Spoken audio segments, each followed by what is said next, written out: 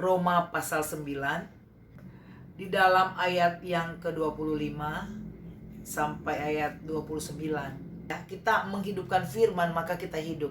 Hidup yang menjadi kekuatan ilahi kita, saudara ya. Saudara harus yakin bahwa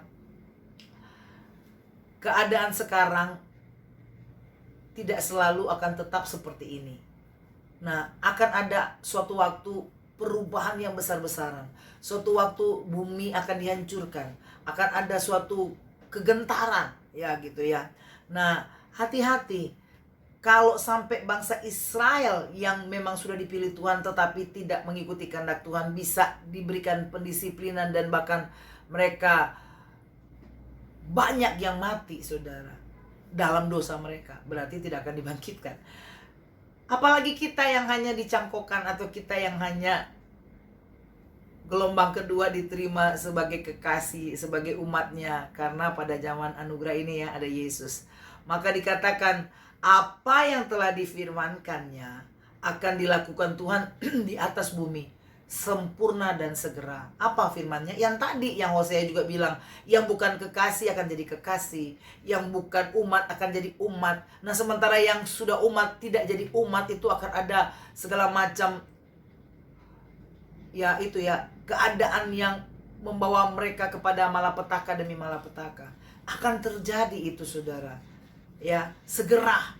Nah, ini bisa bicara tentang saat itu, yang saat Paulus hidup, dan juga nubuatan untuk yang akan datang. Ya. Nah, apa sih waktu zaman dulu? Ingat, Paulus kan hidup di zaman belum pemusnahan Yerusalem.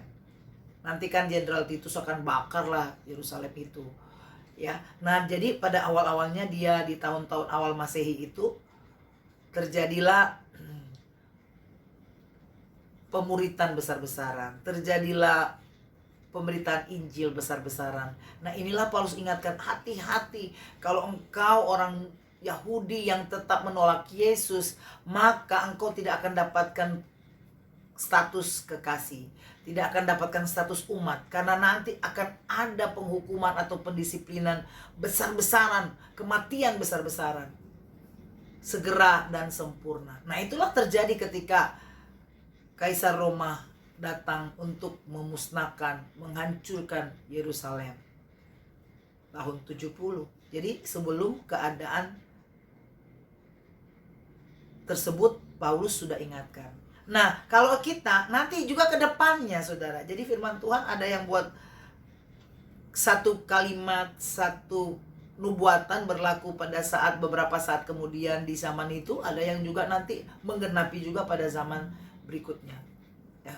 Oleh sebab itu, saudara, kalau kita di zaman anugerah ini, kedatangan Tuhan tidak lama lagi. Atau saudara tidak tahu engkau dipanggil Tuhan kapan, tetapi akan sempurna dan segera.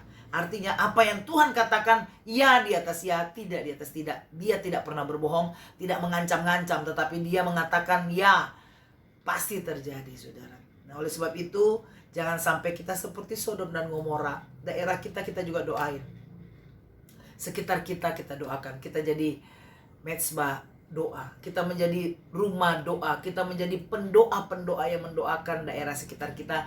Jangan sampai seperti Sodom dan Gomora.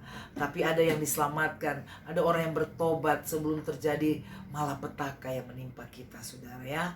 Puji Tuhan, dan saya yakin bahwa kita menjadi orang yang berdoa buat banyak orang. Haleluya.